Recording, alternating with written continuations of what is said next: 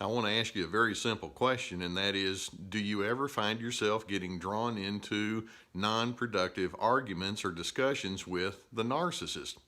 It's kind of like asking the question, is rain wet or do dogs bark? Well, yeah, of course you find yourself getting drawn into non-productive arguments because that's what they do. Let's keep in mind that these people can be very difficult. They have a one-way street way of thinking, and it's like, my way matters. That's all we need to know. I don't care what you think. And so when you try to stand up for yourself and say, well, I have some needs or feelings that I want to discuss, they'll just draw you into the big, huge argument with the idea that they're going to pummel you, and it gets you nowhere good. Now, I want to see if we can take kind of a twofold approach here as we talk about how to argue with a narcissist without getting drawn into a fight. And the twofold element is, first, I want you to understand what's going on inside of them so that you can have an advantage in terms of knowing what they're attempting to do to you in the midst of the arguing process. The more knowledge you have of what's cooking on the inside, then the more capable that allows you to be in your responses. And then second, I'm going to want to see if I can talk with you about a mindset. It's not about techniques, it's about a mindset that I want you to maintain as you are trying to manage your anger and tension and frustration and conflicts with that narcissist. So I hope you've got that concept down. Now, before we get too deeply into that, I do want to make you aware of a couple of links that we have below the video. One of the books that I have a link to is called The Anger Trap, and I think you're going to find that to be very pertinent to what we're talking about. Another book that I have a link to is When Pleasing You is Killing Me. And then Laura Carranza has a book called Ugly Love. And then we'd invite you to also subscribe to our network so that you can, or to our channel so that you can be apprised whenever we have new videos pop up. Now, let's take a look at some awarenesses that we can have first of what's cooking on the inside of that narcissist, because, like I say, the more you're aware, then the more you can keep from getting pulled into their game plan, because there's a lot of that going on. First and foremost, let's keep in mind that the narcissist is all about being in control. They have to be in control. And so it shouldn't surprise you that they're going to use control forms of communication. A lot of persuasion in their tone of voice. They're going to talk with you with that kind of tone of voice. A lot of stubbornness, closed-mindedness. They give ultimatums. These people will operate with that kind of a mentality, and the biggest mistake you can make is to get pulled into that game, because when you do, it's like, oh, I so have you going, and they just absolutely love it because it's game on, and they're going to try to win. And let's keep in mind that when we are in an argument, winning is not the goal. Getting your point across, being true to who you are, is the goal.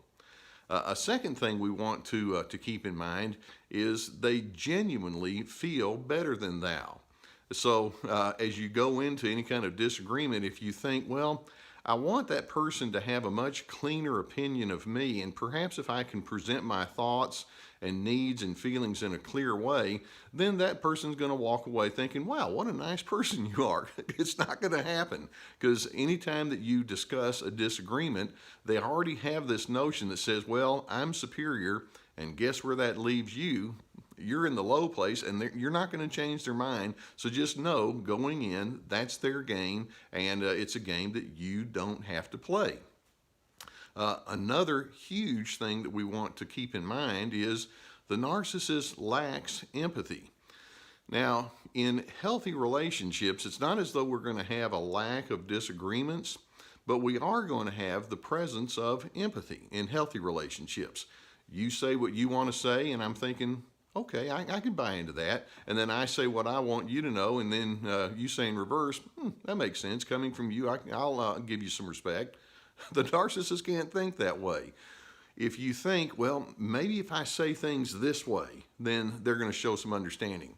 That didn't work. Okay, maybe if I try this, then they'll show some understanding. Well, that didn't work either.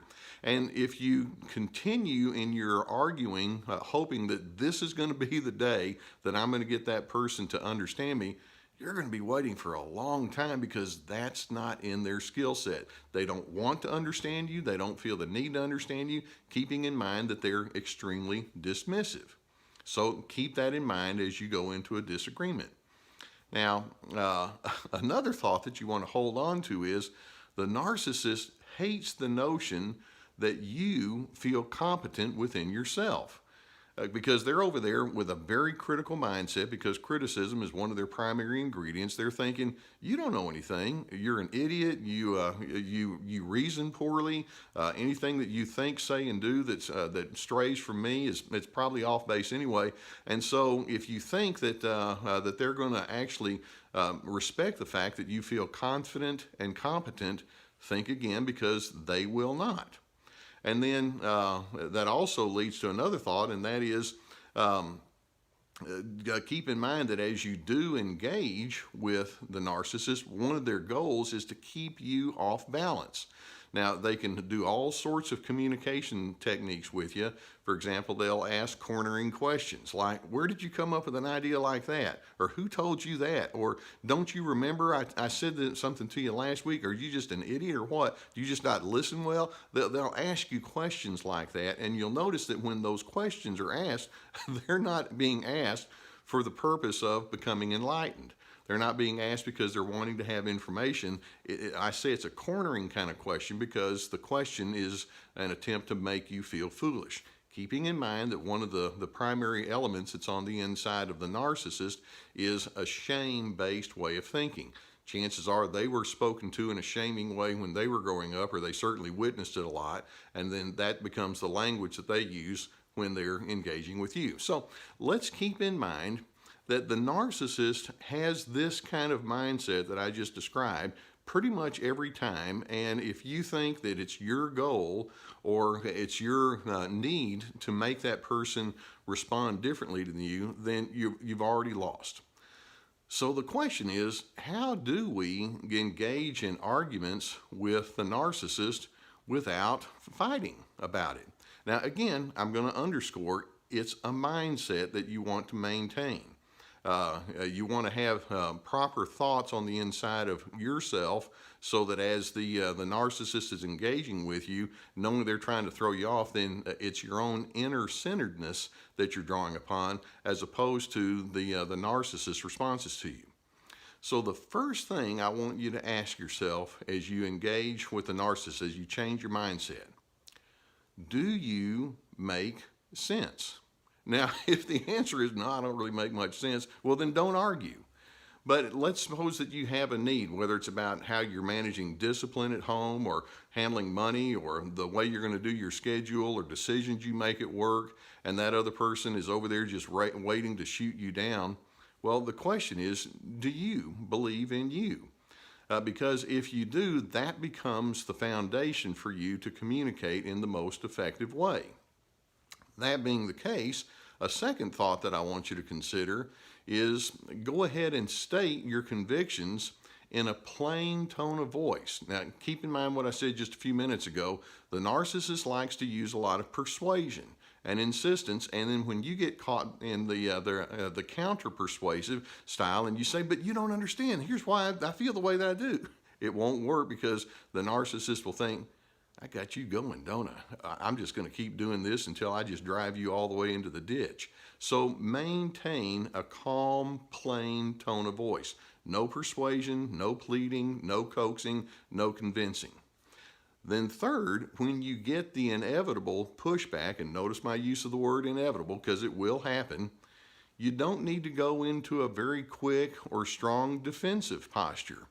The more the narcissist gets you defending yourself, it's their way of saying, I'm just going to keep poking holes, and as you defend, then that gives me more ammunition to poke more holes. And so the more defensive you are, it's like handing them bullets.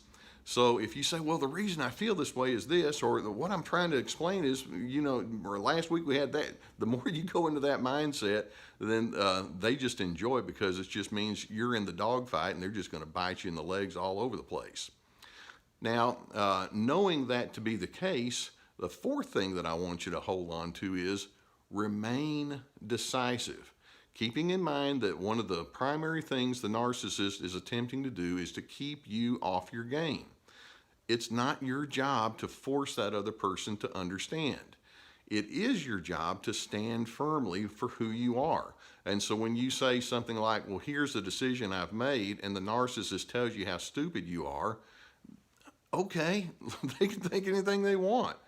I go back to my first question I asked, do you make sense? And if the answer is, yeah, I make sense, well, then if the narcissist doesn't agree with that, it's on them. It's not on you. You don't have to convince them or try to get them on your side. So don't go into a deep defensiveness. You might want to explain yourself once, give them the benefit of the doubt, and then if that doesn't work, you still stand for it anyway. And so a fifth point that I want you to hold on to is act out your assertiveness. Rather than talking, for example, if you say, I plan on doing this with my calendar, and the narcissist says, I think that's a terrible idea, and then you get into a verbal battle with them, don't do that. Just let them know, well, nonetheless, I call it the nonetheless approach, that's the decision I've made, and so you do it. Or if the narcissist says, I don't want you to go and be with these people over here, let's say it's family members or other business associates, and you think it's a good idea, do it. And if they gripe and complain and moan and groan, that's on them. Sometimes if you need to set stipulations, then do that. Establish your boundaries, but act upon it rather than trying to get their acceptance or trying to get their concurrence, because the concurrence will not happen. And then you can see this leads to a sixth part of the mindset, and that is, I'm not trying to win. Winning is not the goal. Standing up for who you are is the goal. See, we're going to start with the presumption that the narcissist thinks poorly of you, and whatever you think, say, or do is not going to change that presumption. It's kind of sad to think that way, isn't it? But that's where you are with that person.